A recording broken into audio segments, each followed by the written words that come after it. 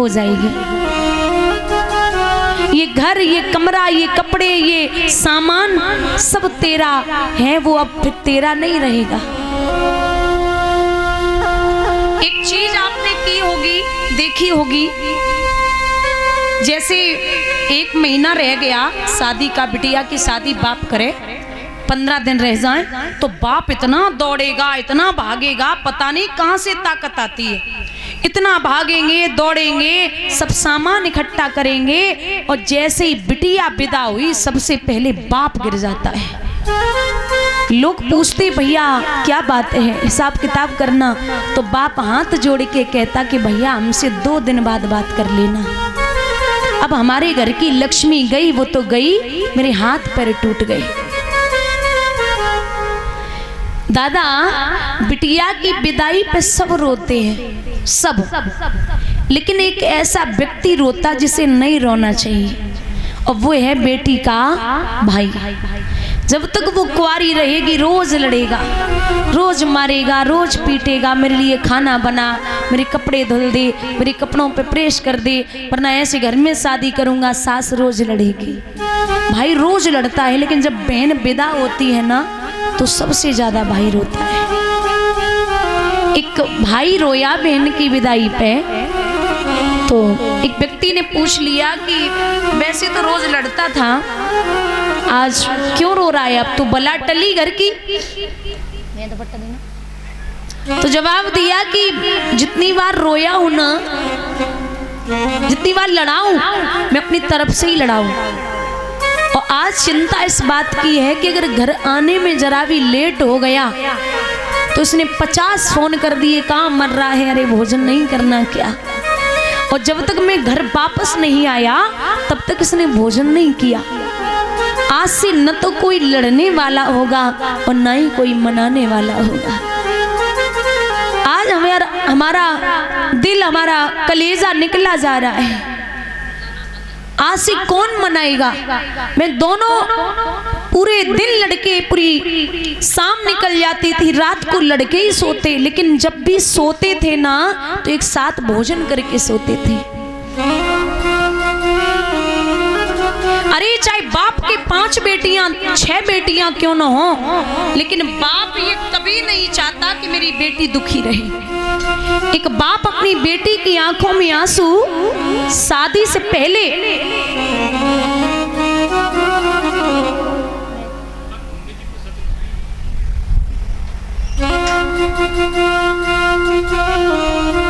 सुबह 6 बजे घर से निकलेगा और शाम को 6 बजे ड्यूटी करके आएगा।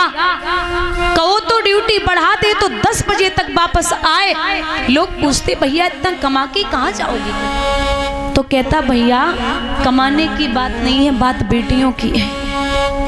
क्योंकि मैं शादी से पहले एक बार बेटी रोज आए तो मैं आंसू भले ही देख लूं, लेकिन शादी के बाद नहीं देख सकता। हमारी बेटी बहुत प्यारी है।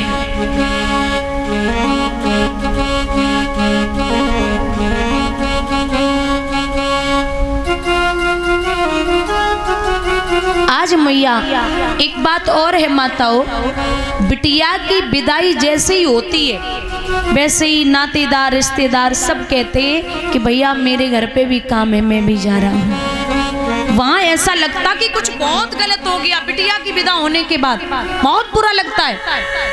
ऐसा लगता है कि बाप के यहाँ किसी ने डकैती डाल दी।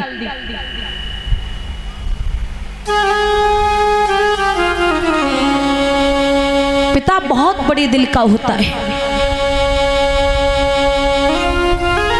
सब लोग चले जाते हैं बिटिया की विदाई के बाद, और देखा है मैंने भी नोट किया कि बिटिया की विदाई पे माँ कम रोती और बाप और भाई ज्यादा रोते हैं।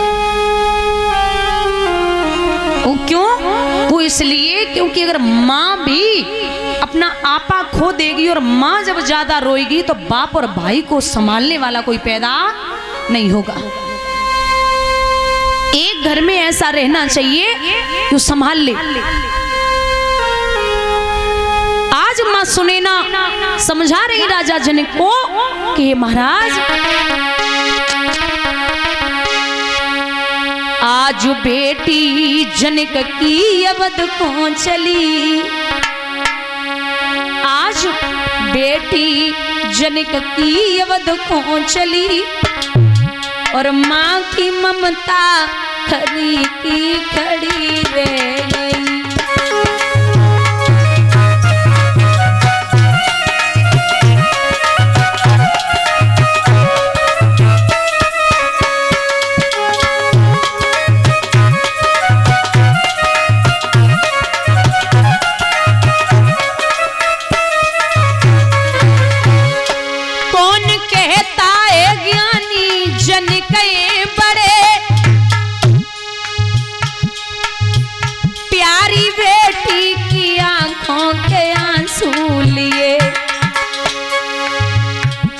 सुनैना की आंखों की पुतली चली, माँ की ममता चली, घर की लक्ष्मी चली।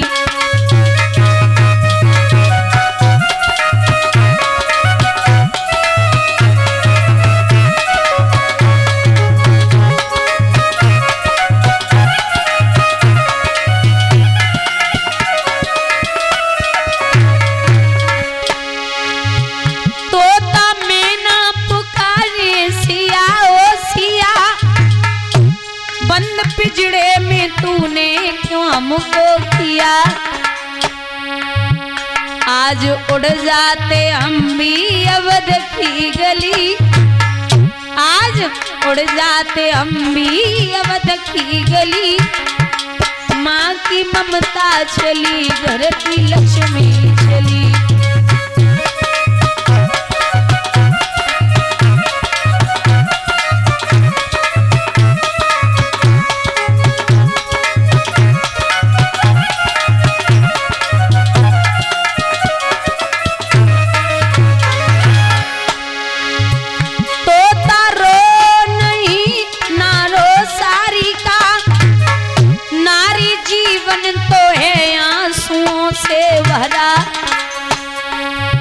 कह देना पिता से वो दुलारी चली, माँ की ममता चली, घर की लक्ष्मी चली।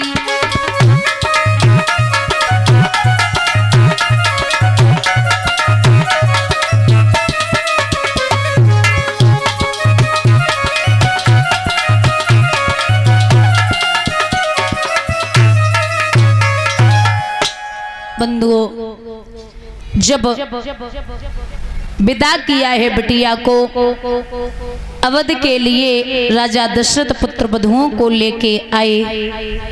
बड़ी खुशी है, चार पुत्र वधु आंगन में हैं, बड़े प्रेम से रहने लगे। समय बीत रहा है धीरे धीरे। एक दिन राजा दशरथ ने दर्पण में अपना मुख देखा। राजा दशरथ ने दर्पण में अपना मुख देखा तो क्या देखा है कि कान के पास एक बाल सफेद हो गया। विचार किया कि हम पे बुढ़ापा है, तो अपने बड़े बेटे के राज तिलक की तैयारियां करने लगे। देवतागण सोचने लगे कि अगर राम का राज तिलक हो गया तो राक्षसों को कौन मारेगा। इसलिए जाकर के मंथरा की बुद्धि को फेरा। मंथरा ने जाकर के कैकेयी की बुद्धि को फेरा तो कैकेयी कोप भवन में लेट गई। राजा दशरथ आए, बोले देवी क्या हुआ? बोले महाराज हमने सुना है कि आपके राम के राज तिलक की तैयारियां हो रही हैं। बोले हाँ, क्यों? महाराज हमारे जो दो वरदान है वो आप मुझे दे दो। अरे देवी 2 नहीं 4 मांग लो, 6 मांग लो। बोले नहीं महाराज, चिकनी चुपड़ी बातें कहकर मुझे अबला को ना बहकाओ। यदि सच्चे हो तो रघुवंशी सौगंध राम की खा जाओ, राम की सौगंध खा जाइए। अच्छा एक बात बताइए बुजुर्गों, बहुत ध्यान से सुनना।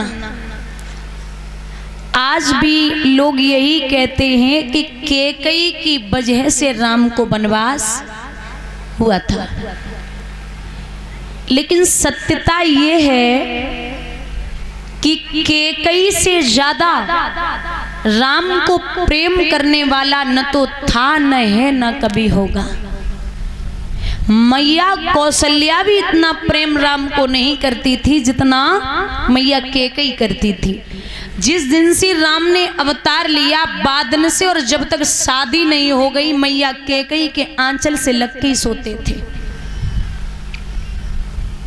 एक समय की बात है, कहते हैं विद्वान की कैकई निंदनीय नहीं, कैकई वंदनीय है। कैकई जैसी मां होना मुश्किल है। राम की उम्र रही होगी 2.5 वर्ष की। कितनी? 2.5 वर्ष की।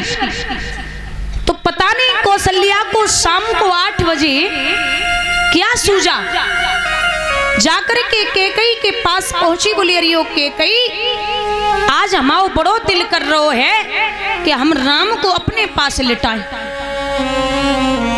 ये मालूम पड़ा जैसे करेजे में किसी ने वर्षी का घात किया हो, वर्षी का प्रहार किया हो।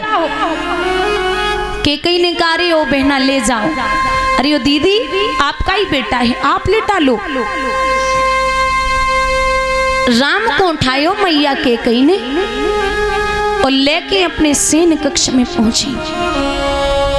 दादा 8 बज गए, 9 बज गए, 10 बज गए, 11 बजे मैया ने देखो है तो राम जी के नेत्र खुले और करवट बदल रहे, मतलब नींद नहीं आई।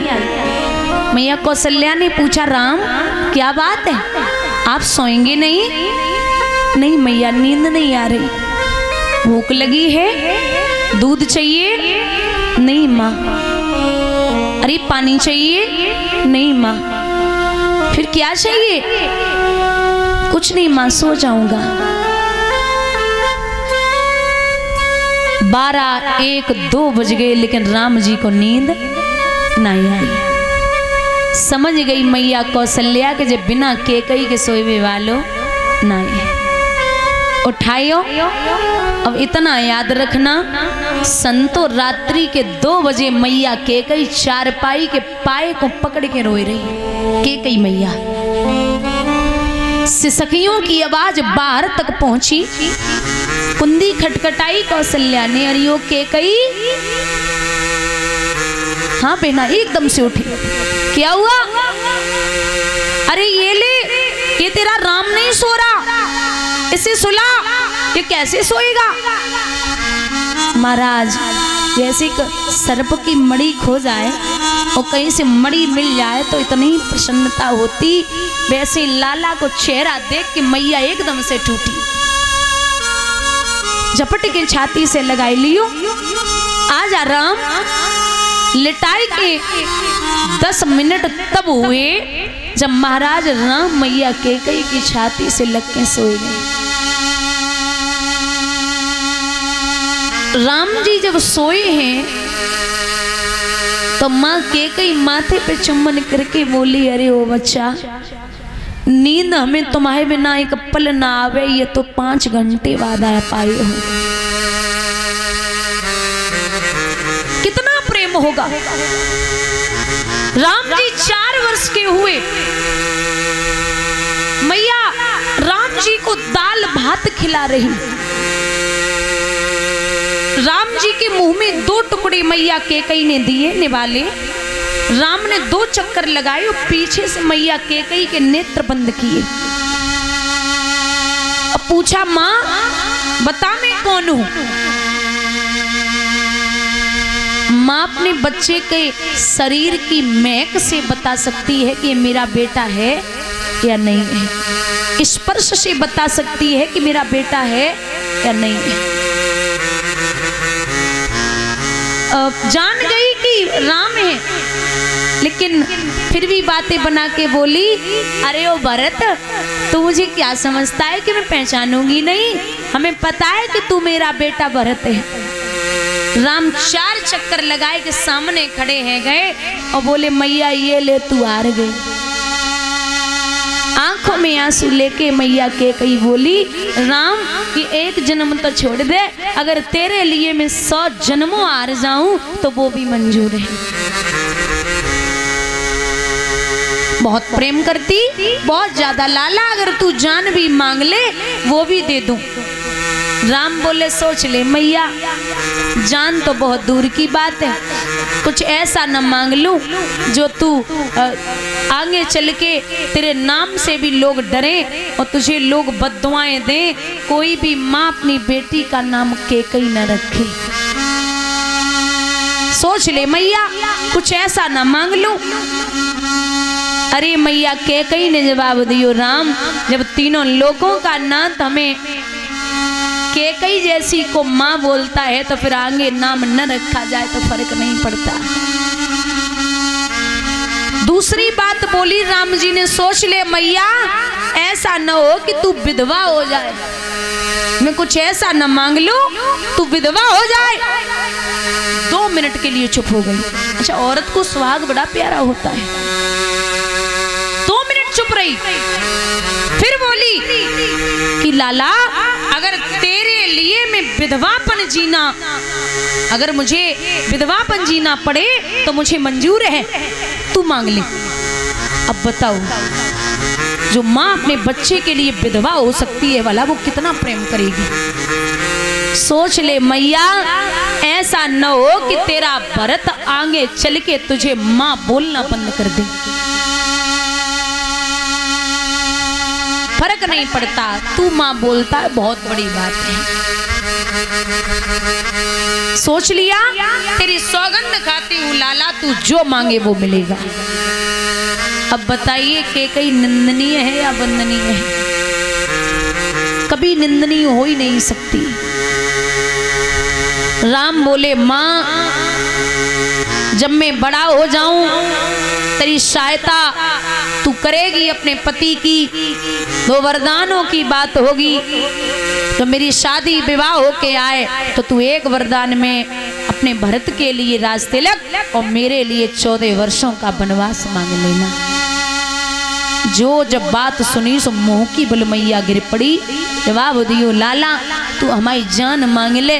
अरे ओ बच्चा राम, अगर मैंने तेरे लिए वनवास मांग लिया तो भरत कभी मुझे माँ बोलने वाला नहीं है। राम बोले पहले ही कहा था कि भरत माँ नहीं बोलेगा, तूने मंजूर किया है।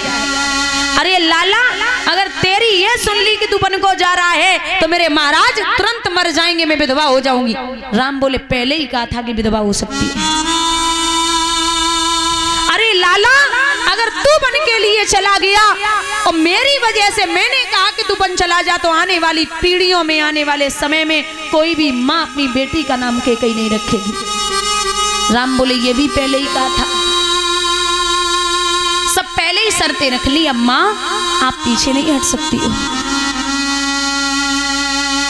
दिल पे पत्थर रखा, लाला अगर तेरे लिए लोग हमें बुरा बोलें तो मुझे मंजूर है, बस त्याग ही तो करना है, मैं झेल लूंगी। आज वही समय आया, राम का विवाह होके आया, राज तिलक की तैयारियां हुई तो केकई कोप भवन में लेती है। राजा दशरथ बोले क्या बात है, मांगो। बोले सौगंध खाइए। अब राजा दशरथ ने इतना दिमाग नहीं दौड़ाया। अब कोई छोटे काम के लिए तो बच्चे की कसम नहीं देगा, कुछ बड़ा काम होगा, बड़ी बात होगी तभी लोग बच्चों की कसम देते हैं, वरना किसी के मरने पे भी लोग बच्चों की कसम न खाएं। बोलिए, राम की सौगंध खाता हूं, आप जो मांगेंगे आपको मिलेगा। बोले पहला वरदान सुनिए, महाराज मेरे भरत को ननिहाल से बुला करके और उसका राज तिलक कर दो। इतनी छोटी सी बात, अरे जैसे राम का राज तिलक वैसे भरत का राज तिलक, क्या फर्क पड़ता, बात तो एक ही है, हमारी दोनों आंखों के तारे हैं। महाराज ये तो आप कर लोगे, बड़ा आसान है। दूसरा वरदान जरा दिल पे पत्थर रख के सुनना। बोलिए, तापस भेष विशेष उदासी शोधे बरस राम वनवासी।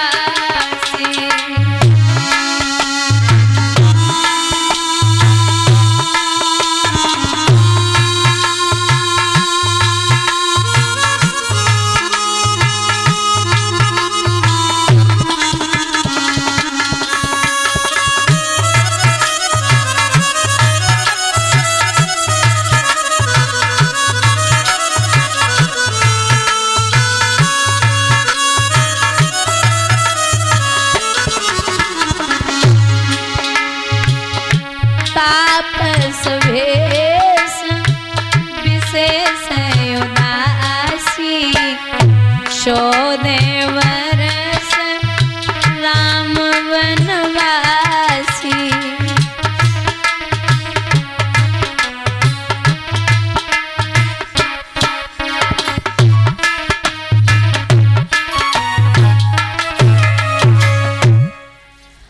तापस भेष विशेष तपसी के भेष में 14 वर्षों के लिए। अच्छा एक बात और है, विशेष महाराज शेष नाग के अवतार लक्ष्मण इन्हें भी बन जाना था। और कारण ये था कि अगर लक्ष्मण बन के लिए न जाते तो मेघनाथ को मारने वाला कोई नहीं था। मेघनाथ को वही मार सकता था जिसने 14 वर्षों तक पत्नी का मुख न देखा हो और जो सोया न हो। अब शंका हुई कि 13 का मांग लेती, 18 का मांग लेती, 14 वर्षों का ही वनवास क्यों मांगा?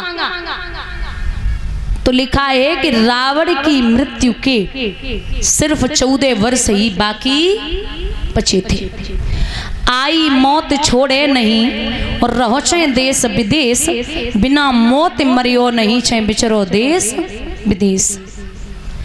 2 दिन की झूठी दुनिया है और ये जन्म मरण का फेरा है। कोई आज मरे कोई कल मरे, ये हाल सभी का होना है।